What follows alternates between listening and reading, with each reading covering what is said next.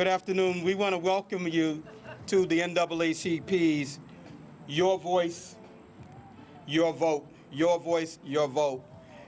And within our tradition, we never begin anything without prayer. So I'm going to very quickly say a prayer, then I'm going to introduce the president of the Brockton NAACP, Phyllis Ellis. Bow your heads in prayer, please. Father God, in the name of Jesus, Lord, we thank you for the assemblance of the people of God today. Lord, we ask that you bless this event. We ask that you bless those that are coming from the highways and the byways of this life. Lord, that they may register to vote so that their voice may be heard loud and clear. In the name of the Christ that I serve, we pray. Amen. We began this journey with the Lombardo companies because Mr. Lombardo and his family felt it to be extremely important that we vote. Extremely important that they provide an avenue for people to come out and to vote, and not only for them to come out and vote, but also to have an opportunity to be community through a drive-in movie. So we appreciate them and the work that they're doing in collaboration with the NAACP under the leadership of Phyllis Ellis. So at this time, it is my extreme pleasure to introduce Phyllis Ellis, our president.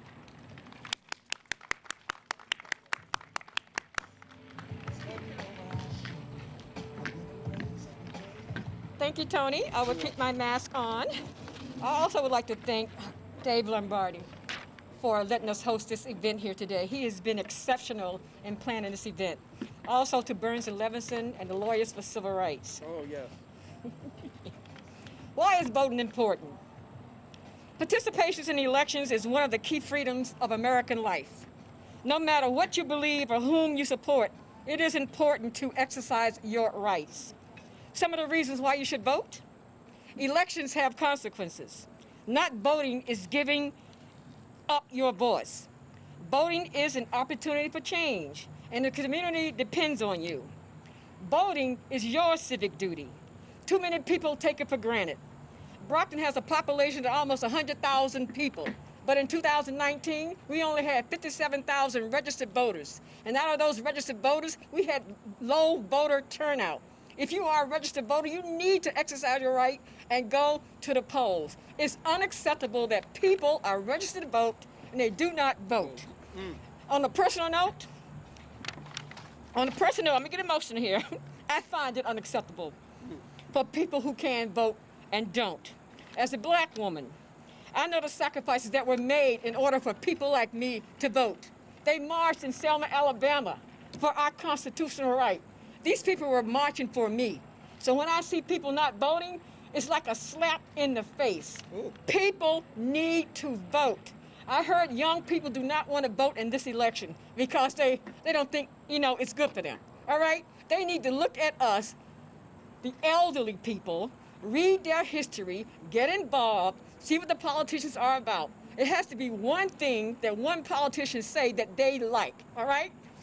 All they need is one reason to vote. But to stay at home and not vote is totally unacceptable. Voting is power, and when you do not vote, you give that power to someone else to make decisions for you. Don't let that happen. Please, vote. Thank you.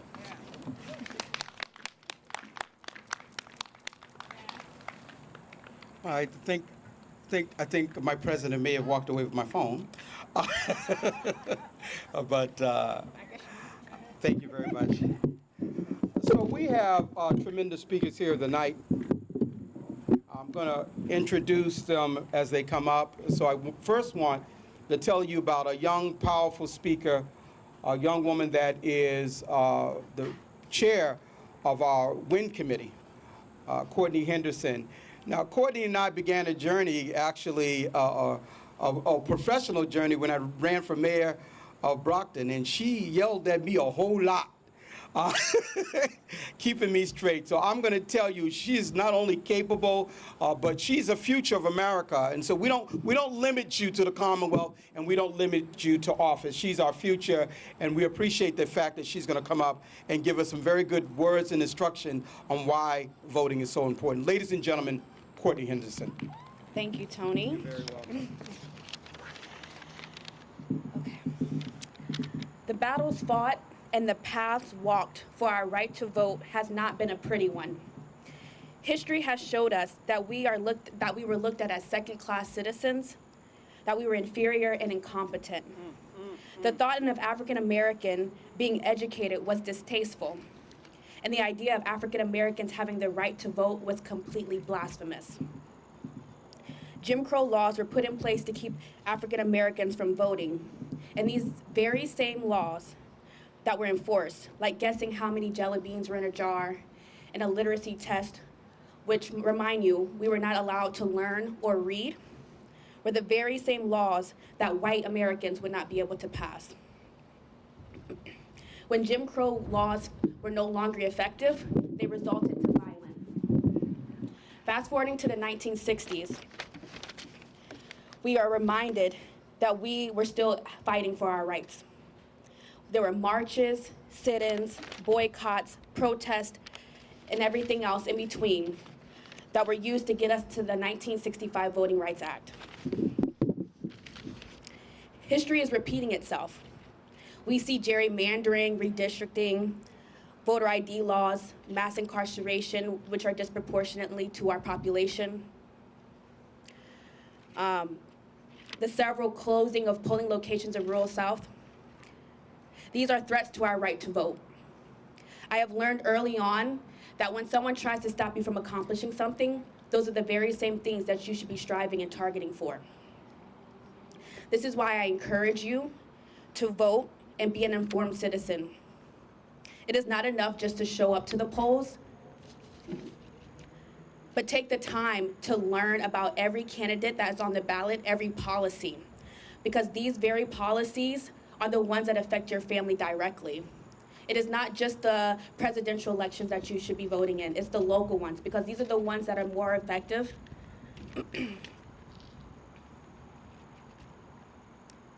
And after every election, you should hold your politicians and your elected officials accountable.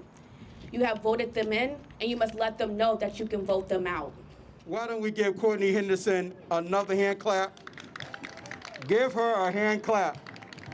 Didn't I tell you all she was serious? Good job, Courtney. Thank you for giving us that speech. And again, voting is very important.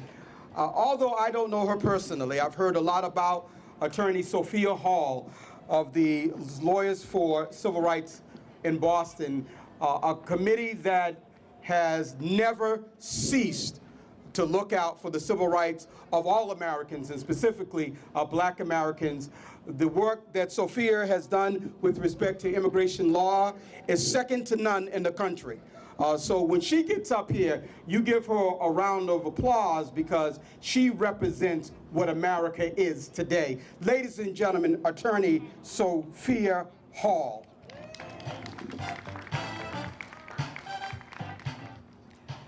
Good afternoon. I want to give a big thank you to the Brockton NAACP chapter and all the organizers tonight. I'm here today on behalf of the Lawyers for Civil Rights. We are honored to stand in solidarity with this community as we talk about the importance of voting. And I'm honored and privileged to be here today to talk a little bit about that right from a personal and a professional level. So I'm a supervising attorney at Lawyers for Civil Rights. Lawyers for Civil Rights is a nonprofit law firm that works for free for Black, brown, and immigrant people to ensure that they have their rights and they have the representation they need when they experience discrimination at work, at home, when driving down the street. As a civil rights attorney, what I know is that voting is the crown jewel of all civil rights. It is the thing from which all other rights extend. And what I know is that the right to vote is under attack. We saw it in the Supreme Court decision of Shelby. We see it when we see the implementation of voter ID laws.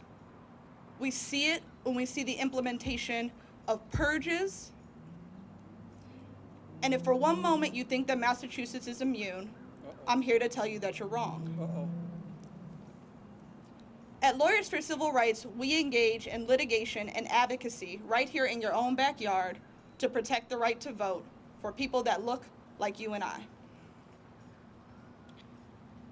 We file legal challenges against the Commonwealth when they implement systems that they know dilutes the right to vote for Black and brown communities, when they maintain systemic barriers that ensure that we cannot have representation that looks like us, that understands and has experienced our lived experiences.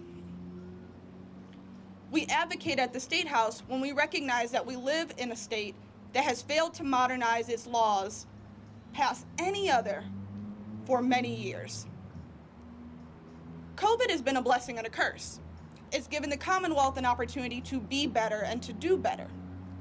We very recently just passed the very first mail-in legislation for voting that we have ever had in this state. We should have done that sooner. It should not have taken a pandemic. It should not have taken a demand that we choose between our health and our right to vote to have a Commonwealth recognize that voting should be as easy as breathing. But it did. And for those people who ask themselves, why should I vote? Doesn't matter. Let me ask you this. If your vote didn't matter, would they be trying so hard to stop you from being able to cast it? Some of the things that I think it's critical for our community to know that this new legislation at the State House has done, this new election law has done. One, it's extended our registration deadline. So in Massachusetts, we have not yet passed same day or election day registration, meaning you can't walk into the polls on election day and vote as you should be able to. In Massachusetts, our registration deadline is 20 days before the election. With the new passage of legislation, it's now 10 days. That gives people more opportunities while taking care of their babies, going to work, having to take care of all of the obligations that we know that we do to still be able to register to vote. We have also recently passed automatic voter registration. What that means is now when you go to a social service organization or the RMV, you are automatically registered to vote rather than having to request to register to vote. Those are all new changes that the Commonwealth has made just in the last 2 years. In addition to our mail-in voting, which at this point, I hope that for the primary election on September 1st, on Tuesday, everyone has had an opportunity to request a ballot and had an opportunity to fill out that ballot and mail it in. But if you have not, do not fear. You still have an opportunity to take your ballot, whether you've mailed it or not, and drop it off at your clerk's office, your city or town hall in the town that you live in.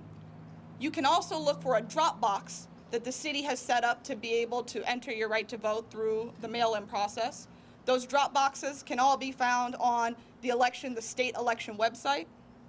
You also have the right, despite requesting an application, or a ballot, to go into your polling site on election day and vote in person. I hope that people have taken advantage of early voting, which we've had during the primary, which ended this past Friday, which gave people more days and more opportunities to get to vote.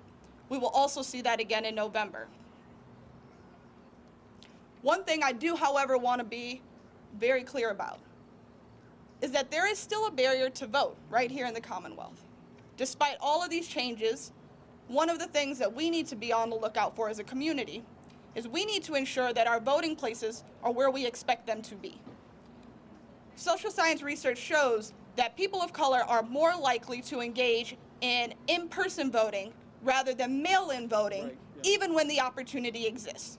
So what does that mean? What it means is that Black and brown folks are going to likely go out and vote in person on election day in November.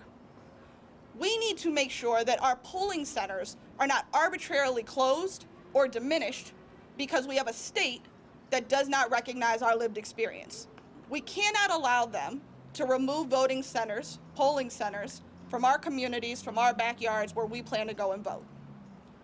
The law requires every city and town to do an analysis about whether or not there would be a disparate impact, whether or not people of color would be disproportionately impacted if they were to consolidate or remove polling centers. That information has to come in 20 days before the election. Everybody needs to be paying attention because we need to make sure that these polling centers stay in our communities, that we still have access and the right to vote. One more thing I'm going to ask you to do. So not just vote and not just pay attention. I'm also going to ask you to be aware that there is a program called Massachusetts Election Protection, which Lawyers for Civil Rights spearheads. It's a nonpartisan voter protection program, and I hope that every single person out there knows that if you need help on voting day, you can call 1-866-OUR-VOTE, and we will have more than 500 volunteers standing by to help you in real time to ensure that you can cast a meaningful ballot. If you are fortunate enough to have the opportunity to vote before the election day and would like to volunteer with that program, please contact Sophia Hall at www.lawyersforcivilrights.org, and I would be happy to have you as a volunteer. We all have to stand together in community to protect this right that so many died for before us, and we can't do it without all of you. Thank you. Give her, what else? Please give her a big applause. I want you to grab that. So one of the things that you just said that a lot of people don't know, because we often talk about the Commonwealth as being liberal and Democrat, but you just said that there are issues here. What would you change differently if you could change anything? Immediately, what would you change differently? I would No, that's okay. Go ahead. I'd immediately pass a law in this state so that we have same-day election day registration, meaning you could go into a polling center on the day that you would like to vote and register to vote. There should be absolutely no burdens and no barriers for every single person who's eligible to cast their vote. There isn't for paying your taxes. There isn't for any of the other things that the Commonwealth holds as priorities. Voting should be exactly the same. One more, and you also explained to us something about this 20 days prior to the election, there's supposed to be some sort of reconciliation process. So let me ask you something specific to Brockton that I've heard. When there is a person in the line at 8 p.m. or two people in the line at 8 p.m., some wards close and say, no, you can't vote. Is that legal? That is absolutely illegal. In Massachusetts, you are legally required to be open from 7 a.m. till 8 p.m. And at 8 p.m., so long as you are in the line, you are legally entitled to vote. They have to stay open till the very last person in that line votes, and they have to give every single person a minimum of 5 minutes to be able to cast their vote. Ladies and gentlemen, Sophia Hall, thank you so much. God bless you. Wow. She gave us some very good information. We salute you, Counselor, and we salute you, Courtney, because you all have just blessed us. So what we're going to do right now, we're just going to go into admissions. I guess that's what they're called. We'll be back to the microphone in about 10 minutes. Thank you.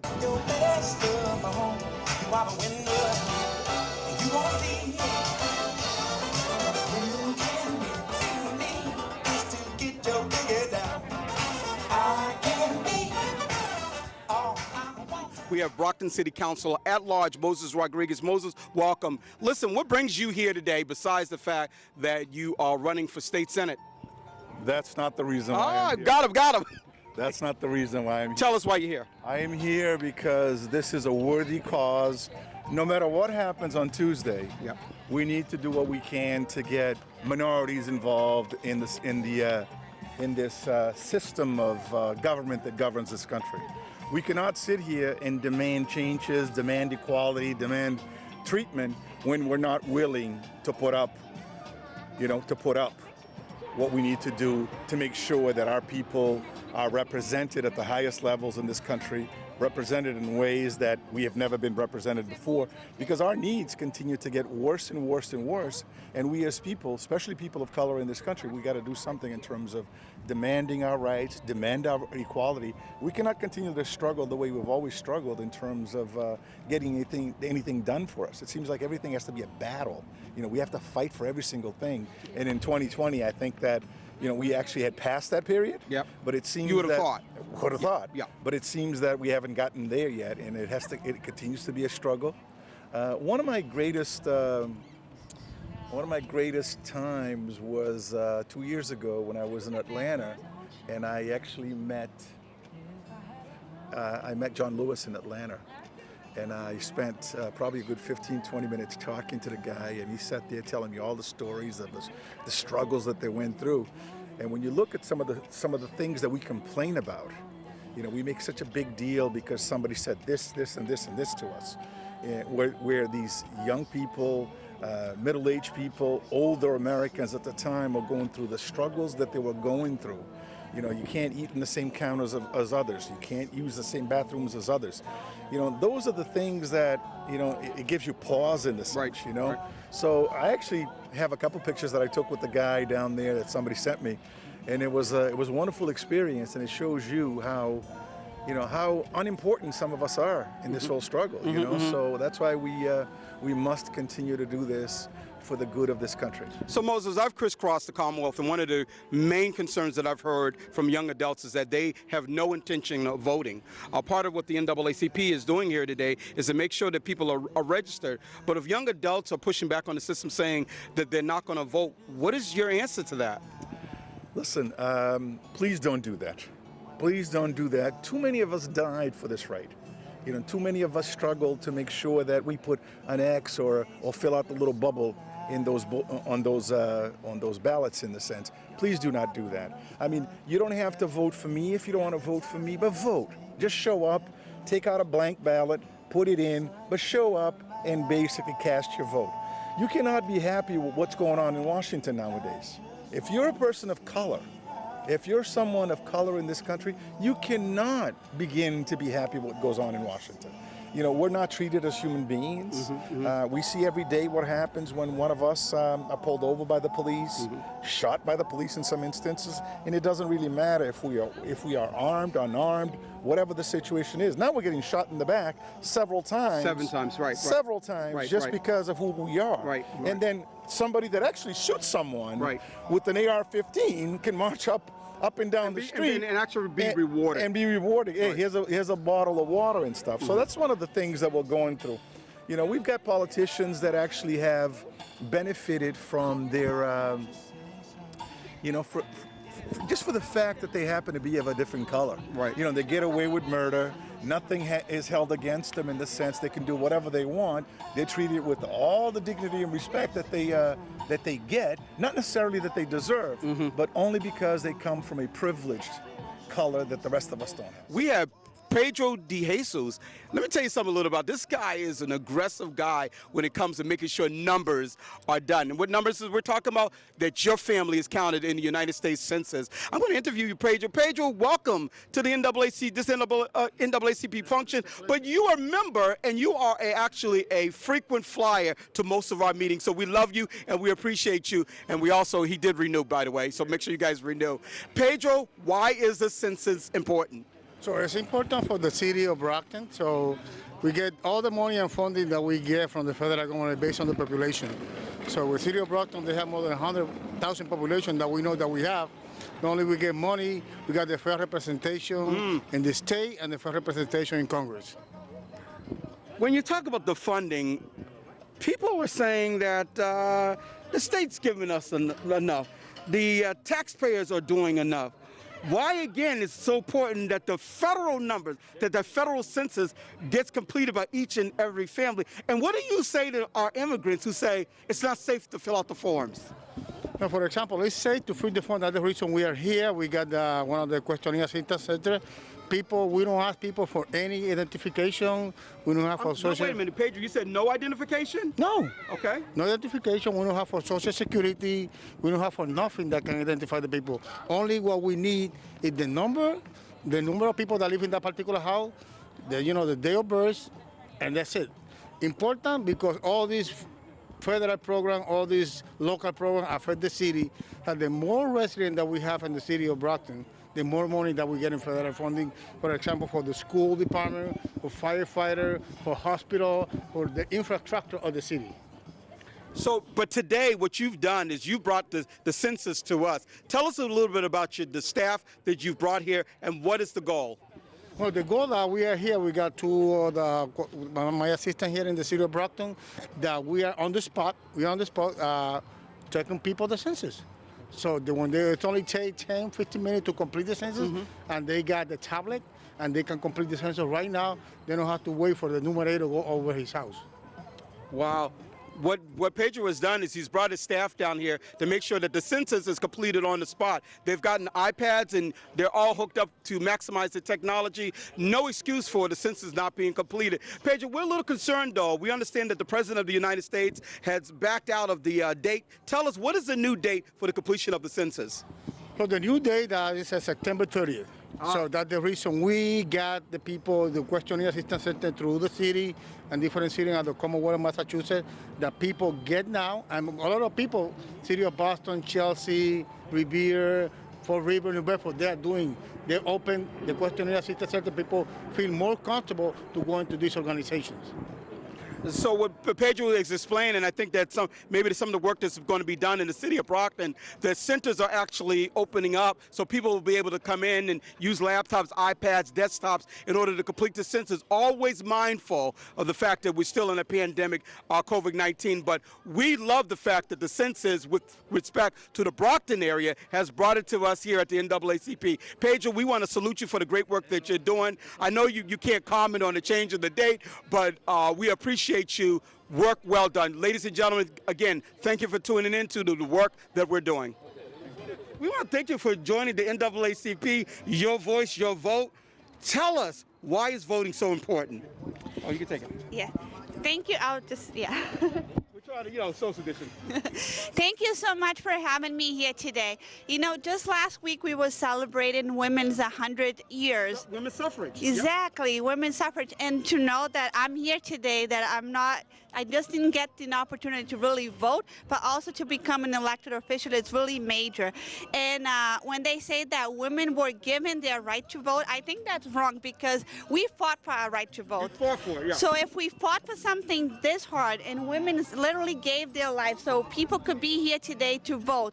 So I think it's very, very important. I'm so glad that NAACP took this initiative to really be here today and to encourage people to go out there and vote, because this is how we democracy, this is how we speak up, this is how we really let people know what we want, what is best for our country, and this is the only way. So thank you so much for bringing this awareness. This is a great event. I'm lovely to be here. No, thank you for being. So we've been asking folks, one of the things that we found out is that young adults are saying that they're not going to vote, they're not going to participate in a political process because they think it doesn't work. What do you say to those young adults? Especially in Brockton, we see elections coming very closely. Right. People either winning or losing by 1 vote, by 10 votes, by very closely. So every vote counts and every vote is important. So unfortunately, I met those people too. When I'm door knocking, when I'm out there talking to them. It's a real concern. It is a real concern, and they don't think their voice really matters. Maybe they don't think people will hear them. But when we are here and when we tell them, we are here to listen to you, listen to your concerns. How can I help you? I think that will change once we as elected officials go out there and reach out to those people and say, we are here, we're listening to you. Let us know what we can do, because that's our job. It's really public serving, being out there in the public and letting people know that we're here, standing up with them. Even if it's during a protest, just being there, or in a vigil and prayer, we're there with them, and that's our job. We have to stand up by our own people, what they believe, and fight for our rights. That's why we're here today. Thank you so much.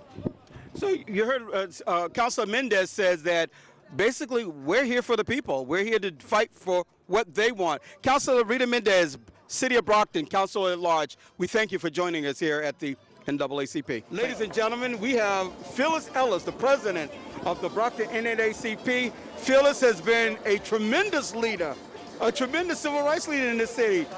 And I'm going to tell you guys, if you don't know, look at some of the articles from the Brockton Enterprise. She doesn't mince her words, and she gets things done. I don't know if you guys remember the interview, or at least the advertisement they were doing during the Clinton administration, when they said, who do you want to pick up the phone at 3 o'clock in the morning? This is who you want to pick up the phone at 3 o'clock in the morning when it comes to civil rights. Phyllis, you and Nikki are leading the charge today with respect to your voice, your vote. Tell us, why is voting so important? Voting. Need I tell you how important voting is? On a personal level, as a black woman, I sympathize with all those voters who marched in Selma, Alabama in 1965. They were fighting for us. They were fighting for people like me. So when I see people who say they do not want to vote, it just makes my blood boil, okay? Because voting is power. And when you do not vote, that power is taken away from you and given to someone else. They make the decision for you, and we don't want that. I have heard that young people do not want to vote in this election. Right. Why not? What's wrong with the young people? They are our next generation. They need to come to the table. They need to do their part in voting for people. Come out, vote. Let us know what your issues are. If you don't know what the issues are, get involved. Read the newspaper. Talk to the politicians. But to sit at home and sit out of voting, that is not right, and we do not want that. Well, President Ellis, let's be fair about this now. First of all, you've increased the number of young adults that are participating in this, the kids. You have increased the number of young adults that are participating in NAACP. But I'm going to be honest with you. I'm part of this speaking tour with Black Lives Matter. I talk to these young adults, 18 to 24. They're not voting. They're not voting. They're saying that, hey, the system has never worked. Our system is the old system. What do you say directly to those sorts of remarks?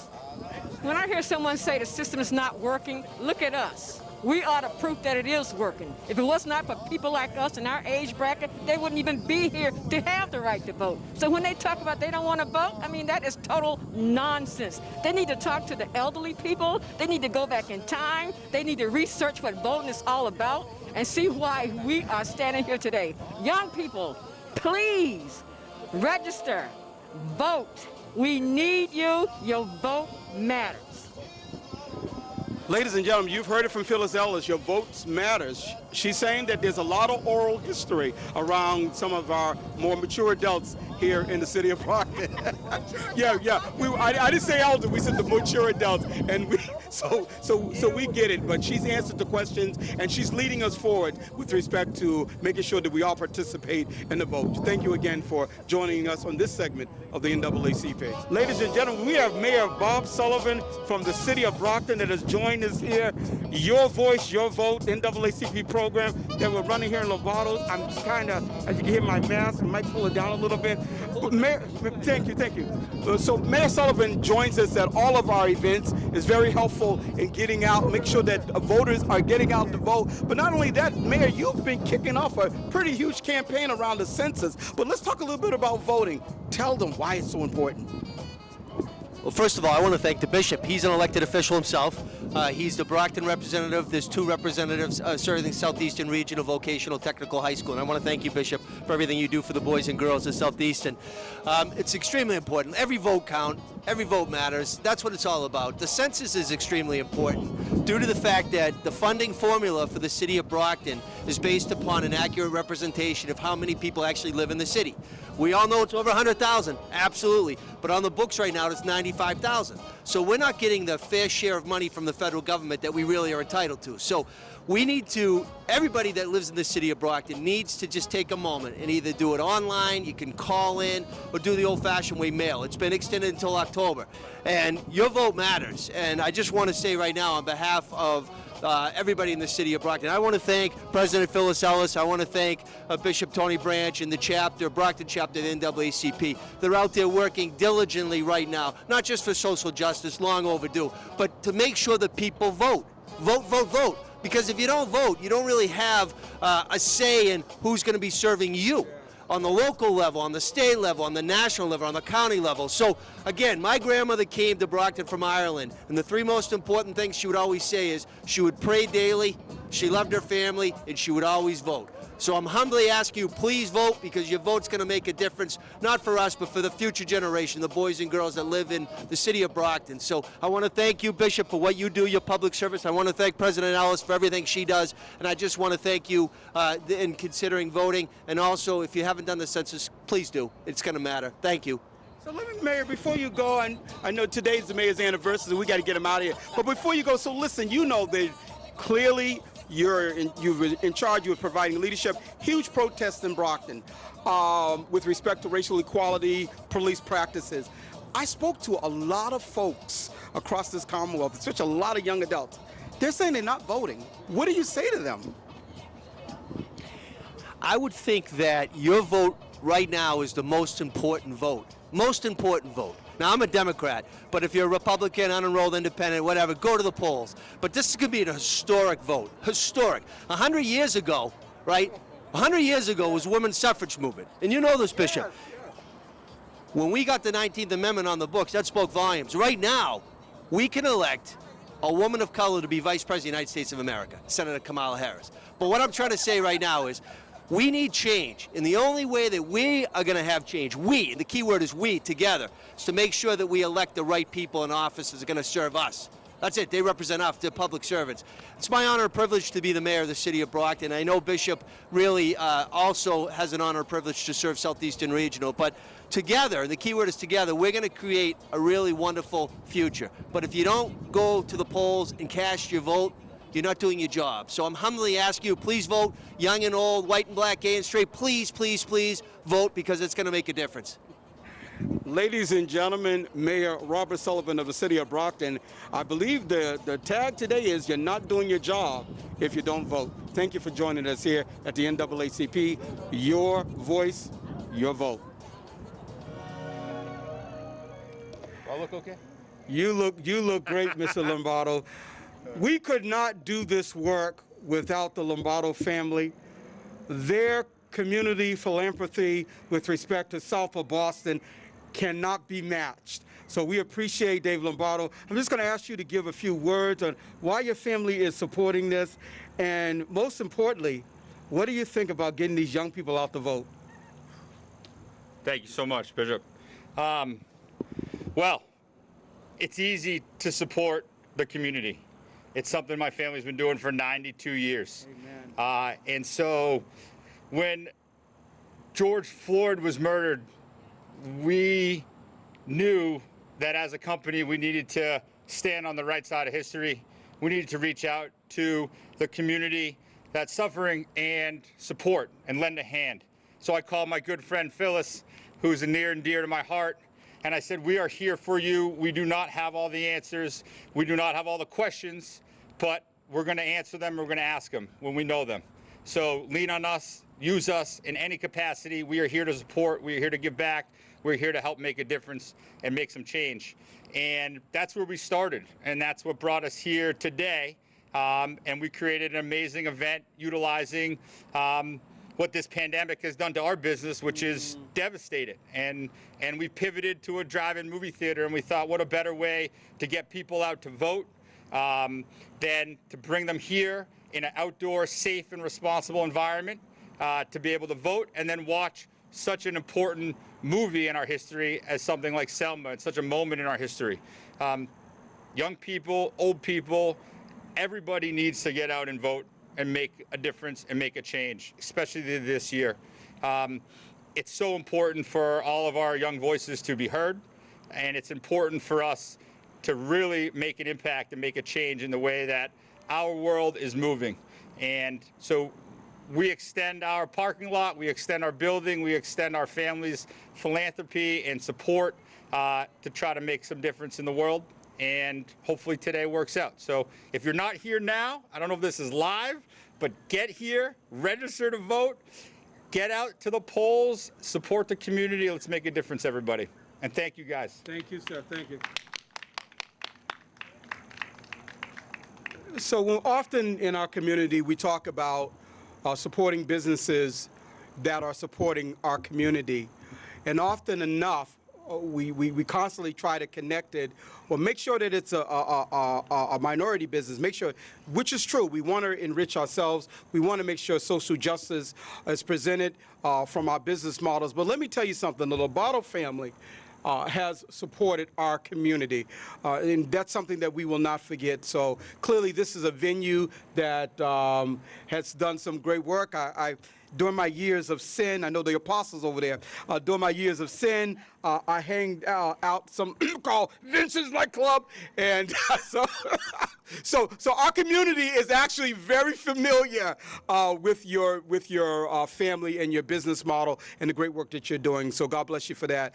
At this time, we're going to interview our chair, Nashonda, who's done exceptional. It's her anniversary. She doesn't want to come on the mic, but please come and give us a few words. Dave, thank you so much. God bless you. Nashonda Ellis, come on up here. She told me she didn't have a speech, but she is Phyllis's daughter, so we know you're ready. Well, good evening. Thank you all for coming. We appreciate you coming out on this Sunday afternoon. We're hoping for some more folks to come out and get registered and fill out their census. And we look forward to seeing more of those folks come out, and we appreciate the folks that have come out. We've had a few come and do some voter registration, fill out some census. We've got some great giveaways to give out as well. So there's a lot of freebies. So come on down and spend the rest of the evening with us. We'll be here probably till about 9 because the movie's going to start around 7:30, so we'll be out here for a while. It's very important, of course, for you to register to vote because if you don't vote, you have no voice and you have nothing to complain about. So, you need to vote. And if you don't, then you just might as well be quiet. There you go. Okay? Well, thank you all for coming.